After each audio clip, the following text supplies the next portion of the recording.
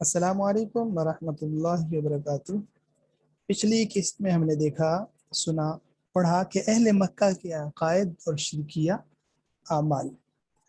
اب ہم آگے دیکھنے لگے ہیں، جیسے میں نے عرض کیا تھا کہ نبی پاک صلی اللہ علیہ وسلم کی ولادت کے وقت سرزمین عرب میں موجود دوسرے جو ادیان اور مذاہب کا ایک مختصر سا جائزہ لے لیا جائے۔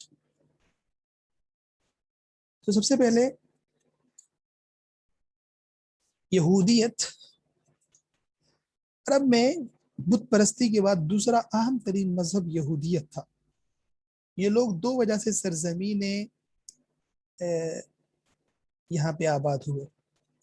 ایک تو اس لیے کہ حضرت عیسیٰ علیہ السلام کی پیدائش سے 500 سال پہلے جب بابل کے بادشاہ بخت نظار نے فلسطین کو تاراج کیا اور تباہ و برباد کیا، تو یہودیوں کے بہت سے قبائل جان بچا کر دنیا کے کئی دوسرے حصوں کی طرف بھاگے۔ انہی میں سے چند قبائل عرب کی طرف آ نکلے اور خود کو یہاں محفوظ جان کر آباد ہو گئے۔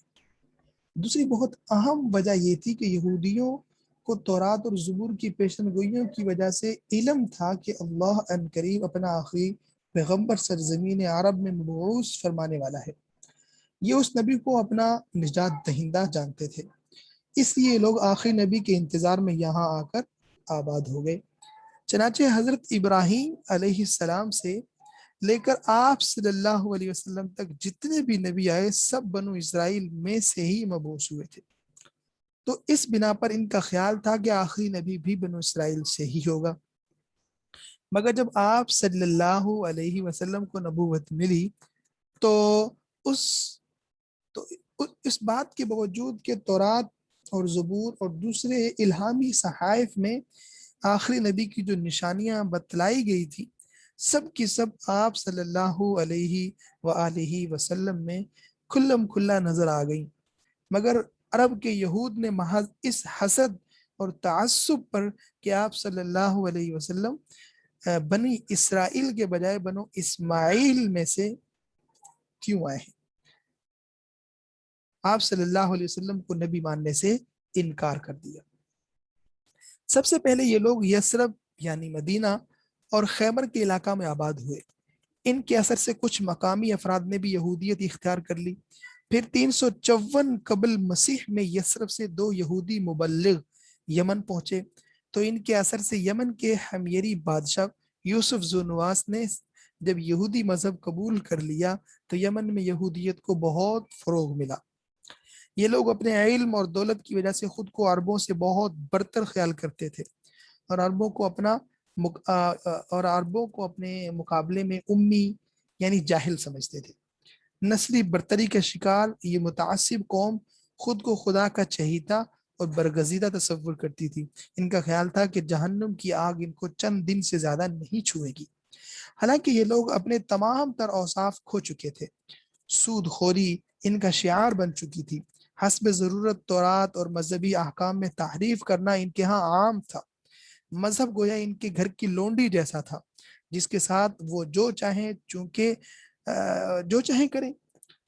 اب چونکہ خود کو تمام اقوام سے برتر جانتے تھے تو ان سے ہر قسم کا دجل، فریب، ظلم ان کے ہاں جائز تھا۔ تاہم اپنی پوری دنیا پرستی کے باوجود مدینہ اور ارد گرد کے علاقہ میں ان کو الہیات اور خدائی علوم میں اجارہ داری حاصل تھی۔ ان کے اثر کا اندازہ اس بات سے لگایا جا سکتا ہے کہ مدینہ کے قبائل اوس و خزرج میں کسی کی اولاد نہ ہوتی تو وہ منت مانتا کہ بیٹا ہونے کی صورت میں اسے یہودی بنا دیں گے۔ اس کے بعد جی عیسائیت نبی پاک صلی اللہ علیہ وسلم کی ولادت کے وقت موجود مذہب تھا۔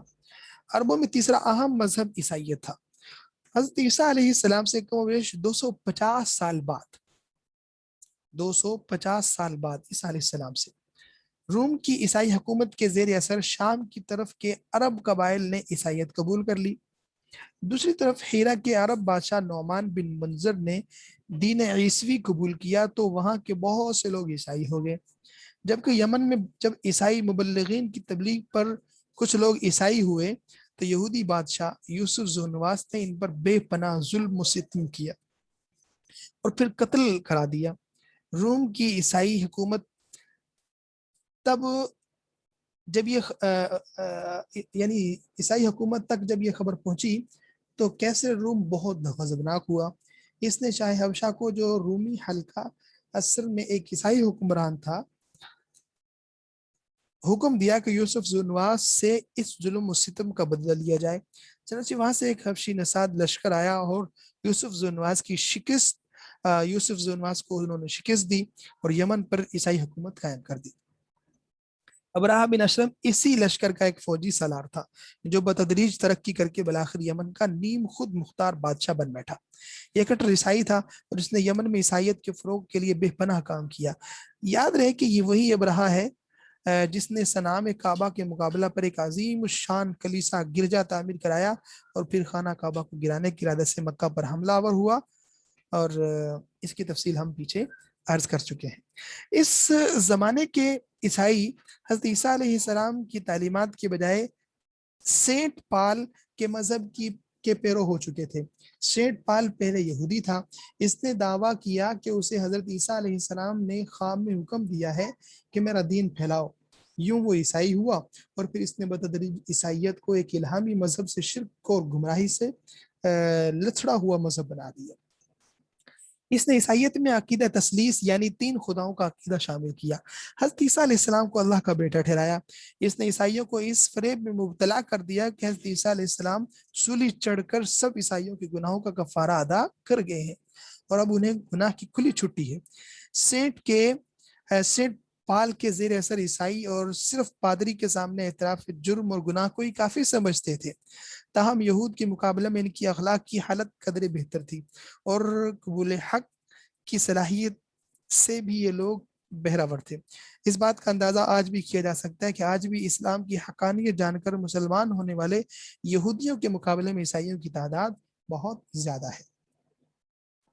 اس کے بعد آتش پرست۔ ایران اور عراق کی جو سرحد تھی، سرحد کے آس پاس عرب قبائل ایرانیوں کے مذہب آتش پرستی سے بہت متاثر ہوئے۔ اہل ایران کی طرح یہ بھی نیکی اور بدی کی دو الگ الگ خداؤں کے قائل تھے۔ اہل ایران کی طرح آگ کو خدا کا ظہور مانتے اور اسی کی پوجا کیا کرتے تھے۔ یہ تھے آتش پرست۔ اس کے بعد یہ سائبی۔